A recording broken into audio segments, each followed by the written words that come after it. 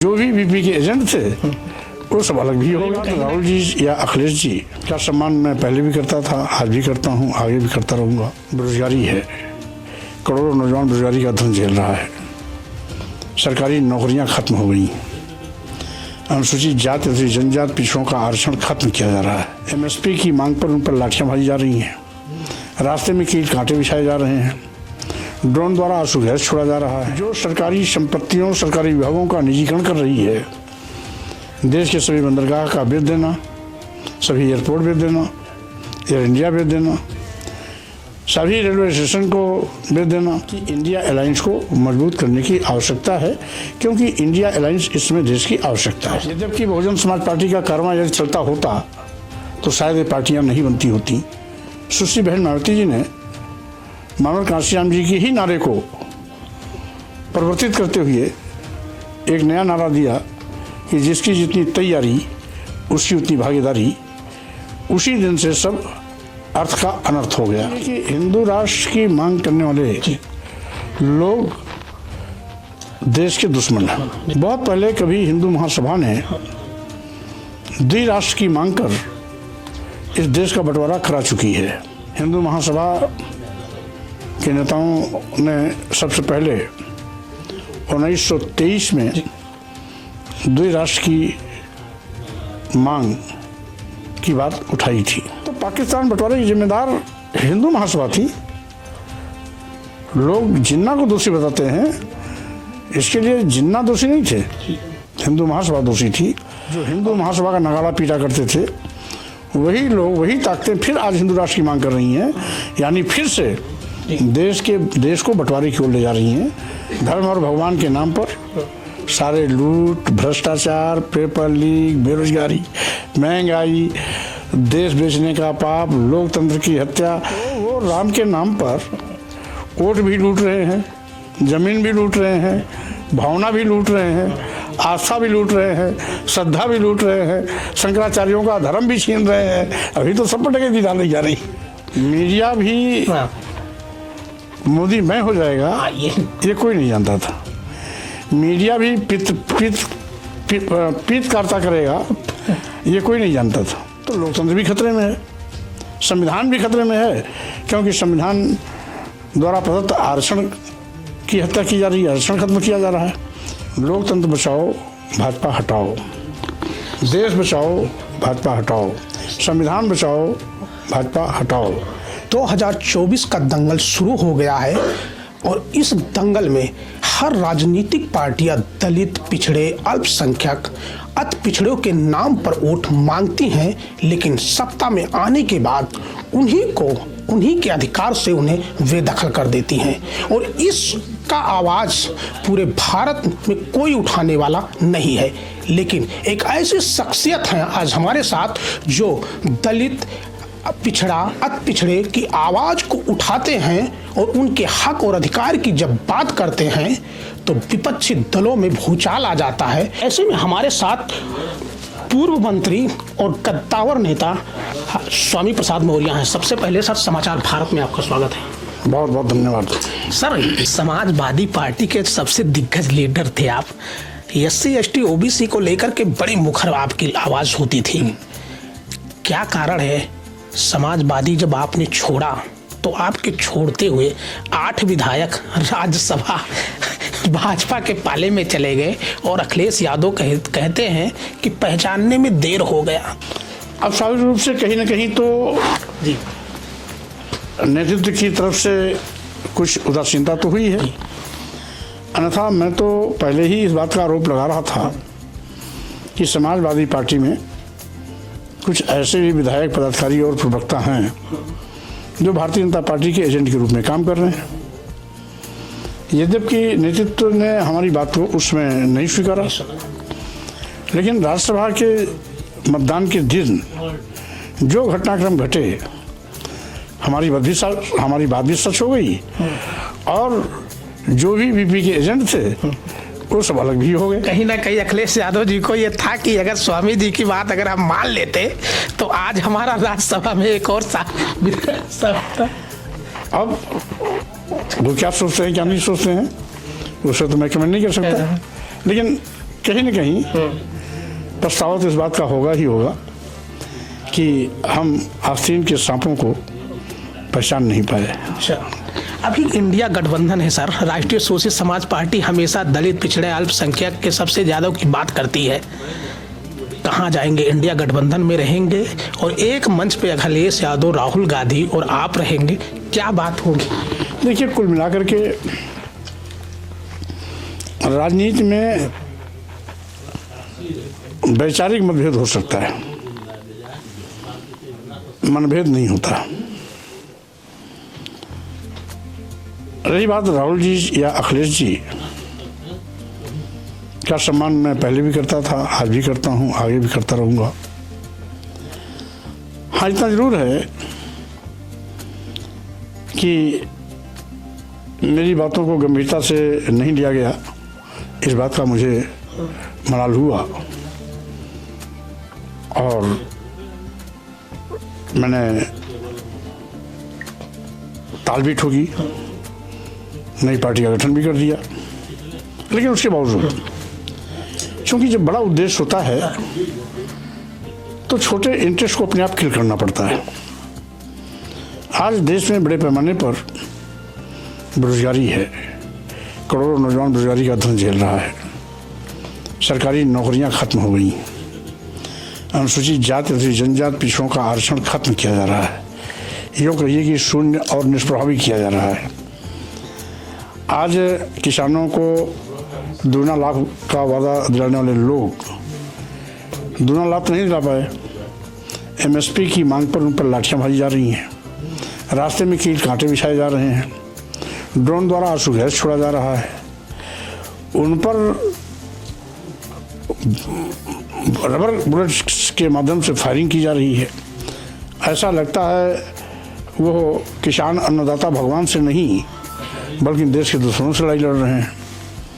वहीं पर आज लघु और मध्यम श्रेणी का जो व्यापारी है वो भी पहले जीएसटी का शोषण हुआ, जीएसटी द्वारा शोषण किया गया, अब ईडी के माध्यम से उसकी कमर तोड़ने की तैयारी की गई है।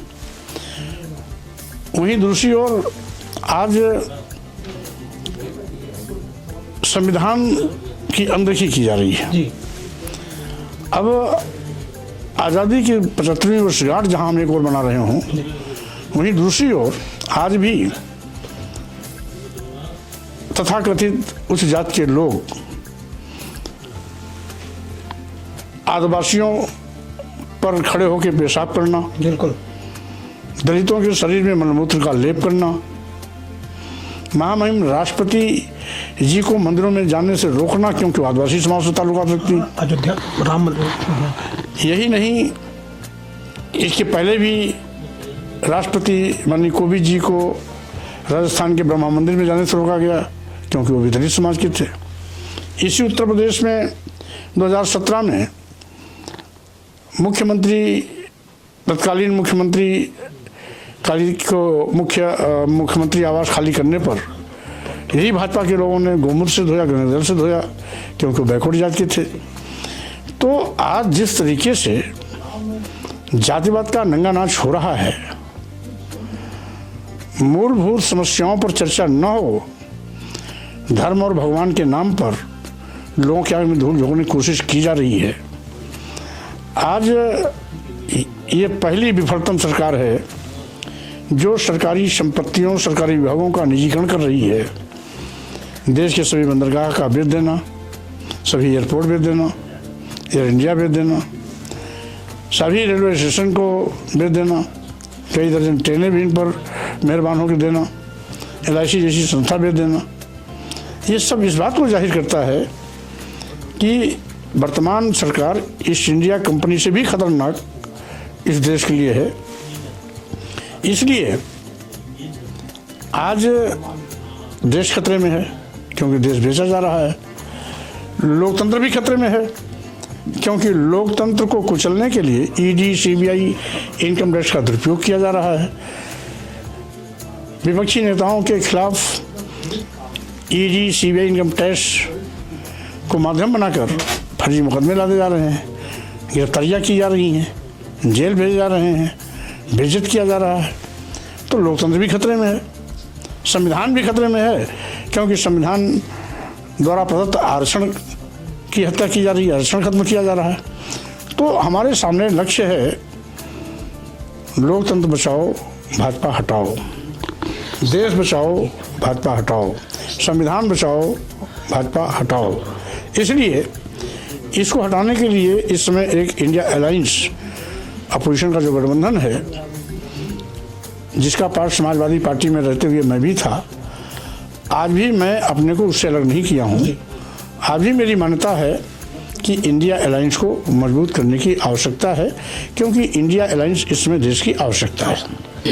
मान्यवर काशीराम साहब जिस मूवमेंट को लेकर के चले थे और जो मूवमेंट जहाँ पे छूट गया, आप 85% की बात करते हैं और मान्यवर साहब की उस मूवमेंट को लेकर के आप आगे चलने की बात करते हैं। लड़ाई बड़ी कठिन है, कैसे लड़ेंगे? लड़ाई जब कठिन होती है, लड़ने में मज़ा तभी आता है, क्योंकि जब हमारे महापुरुषों ने हमारे सम्मान स्वाभिमान के लिए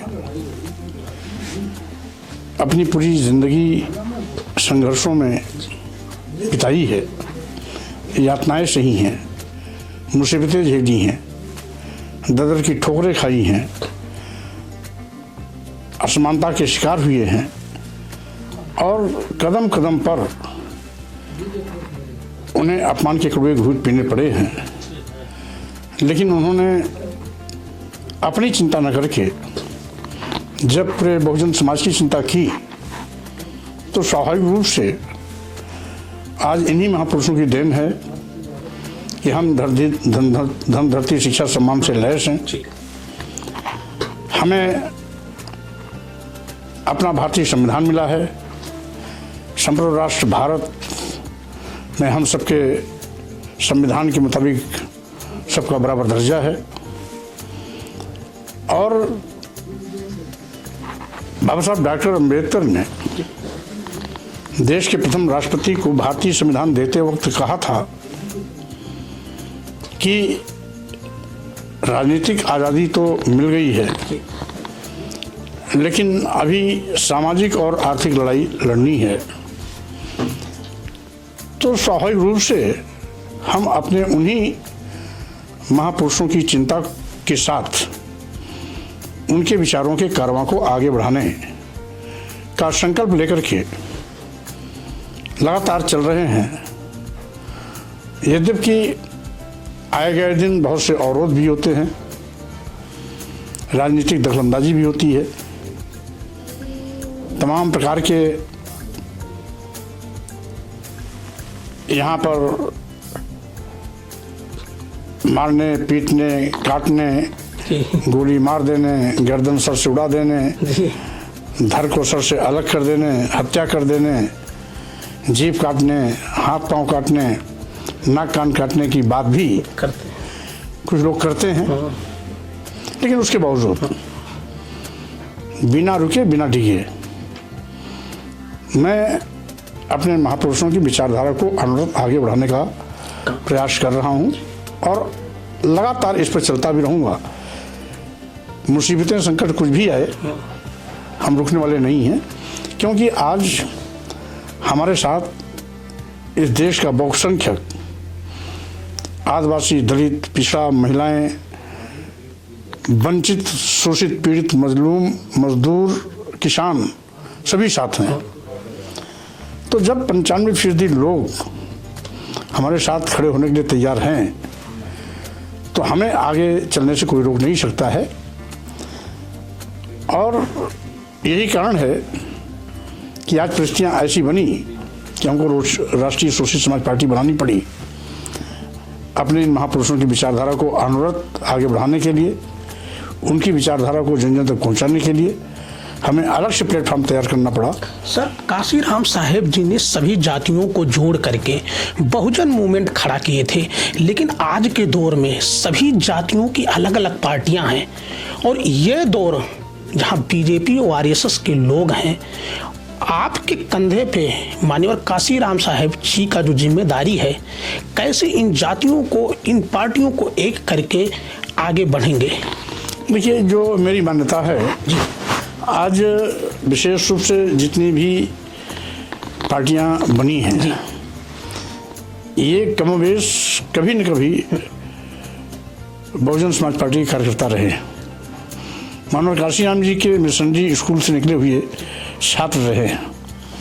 मानव काशीराम जी ने बहुजन समाज को जो सम्मान स्वाभिमान का पाठ पढ़ाया था, वही सम्मान और स्वाभिमान का पाठ इन लोगों को अपने सम्मान स्वाभिमान का परचम लहराने के लिए कभी पार्टियां बनाने के लिए भी परिस्थितियां पैदा की। यद्यपि बहुजन समाज पार्टी का कारवां यदि चलता होता तो शायद ये पार्टियां नहीं बनती होती, क्योंकि आज बहुजन समाज पार्टी में जो एक मूल विचारधारा थी मानव काशीराम साहब की दी हुई कि जिसकी जितनी संख्या भारी उसकी उतनी भागीदारी। जब तक इस विचारधारा पर बहुजन समाज पार्टी ने काम किया, बहुजन समाज पार्टी नित्य प्रति नई ऊंचाइयों तक पहुंचती रही। जिस दिन मानव काशीराम साहब के उत्तराधिकारी के रूप में सुश्री बहन मायावती जी ने मानव काशीराम जी की ही नारे को परिवर्तित करते हुए एक नया नारा दिया कि जिसकी जितनी तैयारी उसकी उतनी भागीदारी, उसी दिन से सब अर्थ का अनर्थ हो गया। बहुजन मूवमेंट खत्म होने की शुरुआत हुई। नतीजा है कि 4 बार सत्ता बने रहने वाली बहुजन समाज पार्टी को आज मात्र एक विधायक के लाले पड़े हैं। तो स्वाभाविक रूप से यह लोगों के सम्मान स्वाभिमान की ललक है, वो भूख है जो मानव काशीराम ने कभी जगाई थी, जिसके चलते पार्टी बनी है। लेकिन हम समझते हैं हमें काम आसान होगा, क्योंकि मानव काशीराम साहब तो विपरीत परिस्थिति में चले थे, फिर भी उन्होंने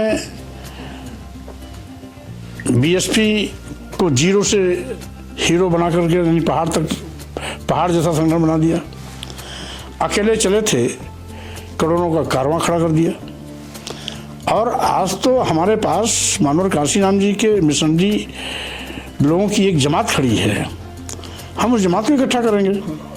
मानव काशीराम साहब ने जब कभी किसी को तैयार किया था, वैचारिक रूप से लैस किया था, मिशन का पाठ पढ़ाया था, तो वो आज कहीं न कहीं इधर उधर भटक रहे हैं। हम अपने सारे के सारे उन मिशनरी कार्यकर्ताओं को जो इधर उधर कहीं भटकाव के रास्ते पे हैं, उनको एक प्लेटफॉर्म पर लाने की कोशिश करेंगे। और हमारी कोशिश होगी हम सभी मिशनरी मिलकर के मानव काशीराम जी के उस कारवां को आगे बढ़ाएं, जिस कारवां को कभी मानव काशीराम जी ने ऊंचाइयों पर ला के छोड़ा था। आज फिर वो नीचे आ गया है, हमें फिर उस ऊंचाइयों की ओर ले जाना है। सर, जहाँ एक तरफ देख रहे हैं दूसरे विचारधारा के लोग हैं, उनकी जड़ें धीरे धीरे मजबूत होती गई हैं। ये ऐसा दौर है जब आपको राष्ट्रीय शोषित समाज पार्टी बनाना पड़ा। मान्यवर काशीराम साहब जी का एक नारा था, ब्राह्मण ठाकुर वैश्य छोड़कर बाकी सब हैं DS4। क्या राष्ट्रीय शोषित समाज पार्टी इस पे काम करेगी, या वो मान्यवर काशीराम साहब जी को जो नारा था, जो फार्मूला था, क्या उस पे खरे उतरेगी? ये हमारी कोशिश होगी जी कि हम अपने महापुरुषों के विचारधारा पर ही चलें। और जो सबसे ज़्यादा पीड़ित है, सताया हुआ है, मारा पीटा कूटा गया है, ऐसे लोगों को हम प्राथमिकता के आधार पर संगठन से जोड़ेंगे भी, खड़ा भी करेंगे। और आने वाले समय में सत्ता शासन में हिस्सेदारी भी इन लोगों की मानव काशीराम साहब के उसी फार्मूले पर, जिस फार्मूले को उन्होंने कभी ईजाद किया था कि जिसकी जितनी संख्या वाली उसकी उतनी हिस्सेदारी, उतनी उसकी भागीदारी के तर्ज पर ही हम सबको समानुपातिक हिस्सेदारी भी दिलाने का प्रयास करेंगे। जेपी और RSS कई शंकराचार्य हैं, कई धर्मगुरु हैं, कई कथावाचक हैं, हिंदू राष्ट्र की बात करते हैं। खास करके बीजेपी की अगर बात करें तो उसका वोट है नहीं। खास करके वो SC ST OBC के नेताओं को तोड़ करके और उनसे वोट लेने का काम कर रही है। लगभग 135 सांसद हैं। अगर हिंदू राष्ट्र बनता है सर, तो सबसे ज़्यादा हम किसको दोषी मानेंगे? पहले बात तो ये कि हिंदू राष्ट्र की मांग करने वाले लोग देश के दुश्मन हैं जी। और देश के बंटवारे का बीज बो रहे हैं। बहुत पहले कभी हिंदू महासभा ने द्विराष्ट्र की मांग कर इस देश का बंटवारा करा चुकी है। हिंदू महासभा के नेताओं ने सबसे पहले 1923 में द्विराष्ट्र की मांग की बात उठाई थी। 1923 में और उसके बाद 1939 से लेकर जब सावरकर जी हिंदू महासभा के अध्यक्ष थे तो उन्होंने इस अभियान को तेज किया। 1939 से लेकर 1940, 41, 42, 43, 44, 45 तक लगातार हिंदू महासभा इस पर जोर देती रही और नतीजा हुआ जब देश आज़ाद हुआ 1947 में तो देश का बंटवारा इसी द्विराष्ट्र की अवधारणा पर हुआ। पाकिस्तान बटा और भारत बटा। तो पाकिस्तान बंटवारे की जिम्मेदार हिंदू महासभा थी। लोग जिन्ना को दोषी बताते हैं, इसके लिए जिन्ना दोषी नहीं थे, हिंदू महासभा दोषी थी। और फिर वही लोग जो हिंदू महासभा का नगाड़ा पीटा करते थे, वही लोग, वही ताकतें फिर आज हिंदू राष्ट्र की मांग कर रही हैं। यानी फिर से देश को बंटवारे की ओर ले जा रही हैं, देश के बंटवारे का बीज बो रही हैं। आज नहीं तो कल ये देश के लिए एक खतरा साबित होगा। तो स्वाभाविक रूप से ये लोग देश के दुश्मन हैं। ऐसे अराजक तत्वों को कुचल देना चाहिए। इनके खिलाफ देशद्रोह का मुकदमा दर्ज होना चाहिए और साथ ही साथ हमारा अखंड भारत रहे, सशक्त भारत रहे, संप्रभु भारत रहे, हमारा भारतीय संविधान सुरक्षित रहे। इस बात को सुनिश्चित करने के लिए ऐसे गलत मंसूबे वालों को करारा जवाब भी देना चाहिए। सर 1925 में आरएसएस का गठन हुआ। 1947 में उसने 5 जन अखबार निकालना शुरू किया और ये कहा जाता है राजनीति में जिसके पास मनी है, मीडिया है, माइंड है, वही देश पे राज करता है। क्या आरएसएस को ये पता हो गया था कि मीडिया, मनी और माइंड? बीजेपी की सरकार, अटल बिहारी वाजपेयी थे, तब पूरी चैनलों को उन्होंने खड़ा किया। मोदी की सरकार आई, वो भी पूरी चैनलों। क्या बहुजन समाज के नेता जब जब मुख्यमंत्री हुए और कांग्रेस की हुकूमत जैसा वो अपनी मीडिया संस्थान ना खड़ा करने की आज वो दंश झेल रही है? देखिए, इसमें कोई दो राय नहीं है कि मीडिया लोकतंत्र का चौथा स्तंभ है। मीडिया के अस्तित्व को नकारा नहीं जा सकता। इलेक्ट्रॉनिक मीडिया हो, प्रिंट मीडिया हो या वर्तमान में अब सोशल मीडिया को भी उसमें जोड़ लीजिए, तो मीडिया की अहम भूमिका है लोकतांत्रिक व्यवस्था की जड़ों को मजबूत करने के लिए बहुत आवश्यक है। ये सही है कि इस पर जो बहुजन समाज क्षेत्र की सरकारें रही हैं वो ध्यान नहीं दिए। उसका एक कारण और भी है कि जिस आदिवासी, दलित, पिछड़े, महिलाओं, वंचितों की हम बात करते हैं, ये समाज हजारों साल तक गुलाम बना रखा गया, धन, धरती, शिक्षा, सम्मान से वंचित किया गया, पढ़ाई लिखाई से वंचित किया गया। तो स्वाभाविक रूप से इनको जो कुछ भी मिला है देश की आज़ादी के साथ साथ मिला है। इतने कम समय में अभी भी ये समाज हैंड टू माउथ है। अभी सही मायने में सर बसपा सरकार 4 बार बनी, समाजवादी पार्टी 4 बार बने, आप भी कैबिनेट मिनिस्टर थे, विधानसभा स्पीकर थे। हमारा कहने का यही मतलब, क्या इन लोगों को ये नहीं वाकिफ था कि आने वाले वक्त में मीडिया सबसे ज़्यादा वो होगा? देखिए, मीडिया की आवश्यकता तो सभी समझते हैं, उसको कोई नकार नहीं सकता, लेकिन मीडिया भी बिकेगा ये कोई नहीं जानता था। कोई नहीं जानता था जी।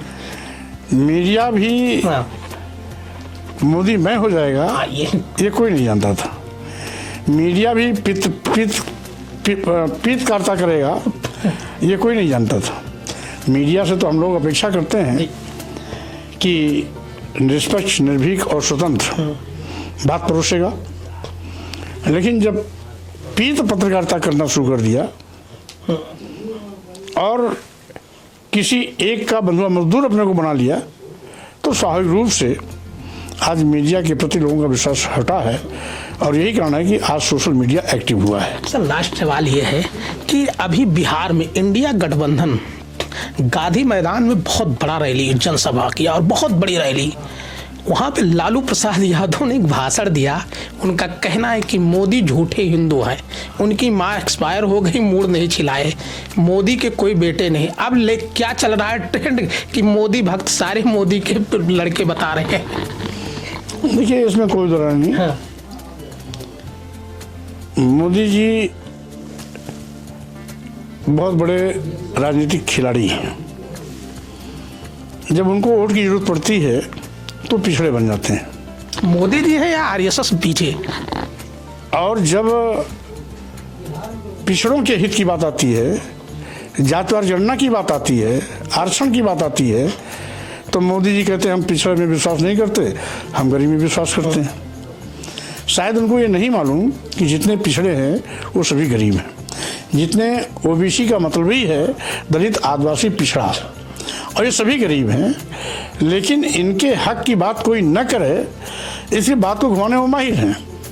रही बात वो हिंदू हैं या नहीं, इस पर तो मैं टिप्पणी नहीं करना चाहूँगा, लेकिन इतना ज़रूर है कि सबके हकों पर डकैती डालने में माहिर हैं।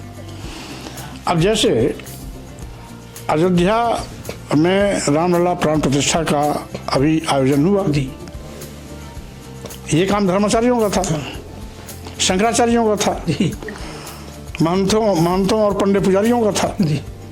वहाँ एक भी शंकराचार्य नहीं आया। अब शंकराचार्य के हक पर डकैती अगर कोई डाल सकता है तो करिश्माई व्यक्तित्व मोदी जी हैं। और आज सबसे बड़े ईमानदार होने का अगर कोई नगाड़ा पीट सकता है तो मोदी जी हैं, जबकि देश की सारी संपत्तियां आज सारे बंदरगाह, airport, air India, railway station, ट्रेनें और LIC जैसी बड़ी संस्थाएं जो लाभ की संस्थाएं थी अपने चहेतों को दे दिया। कोई उंगली उठा नहीं रहा है और सबसे बड़े ईमानदार भी बनते हैं। तो स्वाभाविक रूप से आज मोदी जी जन भावनाओं के साथ खिलवाड़ कर रहे हैं और जन भावनाओं को अपनी तरह घुमाने की उनके अंदर कला है, जिसके नाते हर मुद्दे पर असफल होने के बावजूद भी लोग उनके विफलता पर चर्चा न करें, महंगाई पर चर्चा न करें, बेरोजगारी पर चर्चा न करें, कानून व्यवस्था पर चर्चा न करें, भ्रष्टाचार पर व्यवस्था न करें, देश बेचा जा रहा है इस पर चर्चा न करें, लोकतंत्र खत्म किया जा रहा है उस पर चर्चा न करें, आरक्षण खत्म किया जा रहा है उस पर चर्चा न हो, संविधान की धज्जियां उड़ाई जा रही है उस पर चर्चा न हो, जातिवार जनगणना की बात न करें। इसलिए वो बहुत रास्ता एक आसान पाए हैं, मंदिर और धर्म के नाम पर सारे लोगों को गुमराह कर रहे हैं कि लोग बहस से उस असल मुद्दे पर बहस न करें, सब इसी में अटके रहें। सर, समाचार भारत की टीम 22 जनवरी को जब राम जन्मभूमि का प्राण प्रतिष्ठान था, तो समाचार भारत की टीम भी अयोध्या में गई थी। मैं खुद गया था वहाँ पे मैंने कवरेज किया कि एक तरफ राम जन्मभूमि का प्राण प्रतिष्ठान हो रहा है और दूसरे तरफ SC ST OBC का लगभग 3271 बीघा जमीन उनसे छीन लिया गया और अयोध्या के नक्शे से गायब कर दिया गया। लगभग 5 से 6 अरब के जमीन का घोटाला, और आज उनको ना मुआवजा दिया गया ना उनको कहीं विस्थापित, वो आत्महत्या करने के लिए मजबूर हैं। और आप SC ST OBC के लिए खुल करके बोलते हैं, इस पे क्या कहेंगे? देखिए, अब गाजीपुर माझा है सब पीड़ित किसान लोग तो अभी तक हमसे संपर्क नहीं किए, लेकिन उनका अगर ये मुद्दा मेरे पास आएगा तो मैं मजबूती से इसको उठाऊंगा भी। और मैंने तो कहा भी है कि भारतीय जनता पार्टी का चरित्र ही है, राम नाम की लूट है, लूट सके सो लूट, जी। अंतकल पछताओगे जब सत्ता जाएगा छूट। तो अभी तो वो राम के नाम पर वोट भी लूट रहे हैं, जमीन भी लूट रहे हैं, भावना भी लूट रहे हैं, आस्था भी लूट रहे हैं, श्रद्धा भी लूट रहे हैं, शंकराचार्यों का धर्म भी छीन रहे हैं। अभी तो सब पर डकैती डाली जा रही। उत्तर प्रदेश में योगी की सरकार है, 7 साल में 700 ज्यादा पेपर लीक हुए हैं, बेरोजगार लाठियां खा रहा है, धरना प्रदर्शन किया जा रहा है, और मुख्यमंत्री आते हैं कहते 6 महीने बाद भी पेपर करा देंगे। अब हमने पहले भी कह दिया ना, इनके पास एक हथियार है धर्म और भगवान का। धर्म और भगवान के नाम पर सारे लूट, भ्रष्टाचार, पेपर लीक, बेरोजगारी, महंगाई, देश बेचने का पाप, लोकतंत्र की हत्या, सब खत्म। आज इसी धर्म और भगवान का लटुआ दिखा करके देश की जनता को गुमराह कर रहे हैं और असल मुद्दे से लोगों को भटका रहे हैं। अगर अखिलेश यादव कह दिए कि स्वामी जी हमसे गलती हो गई, हम आपकी बात नहीं माने, आइए हम मिल करके राजनीति करते हैं और खुल करके राजनीति करते हैं विचारधारा पे, स्वामी जी का स्टैंड क्या रहेगा? देखिए, हम तो अभी भी मिलकर के राजनीति करने के ऊपर बात कर रहे हैं। भाई इंडिया अलायंस को हम गठबंधन में ताकत देने की बात कर रहे हैं, तो मिलकर लड़ने की ही बात है। हम कहाँ उससे इतर हैं। तो देख सकते हैं ये दिग्गज नेता और पूर्व कैबिनेट मंत्री स्वामी प्रसाद मौर्य थे, जिनका साफ कहना है कि भारतीय जनता पार्टी की सरकार गरीब, मजदूर, मजलूमों की हक और अधिकार लूटने का काम कर रही है, और हम जो राष्ट्रीय शोषित समाज पार्टी है वो इंडिया गठबंधन के साथ कदम से कदम मिलाकर 2024 की चुनाव लड़ेगी और भारतीय जनता पार्टी की सरकार को 2024 में बेदखल करेगी। तो अब देखना है 2024 का इलेक्शन आने वाला है और वक्त ही बताएगा कि नतीजा क्या निकल करके सामने आता है। मिथिलेश कुमार, समाचार भारत, लखनऊ।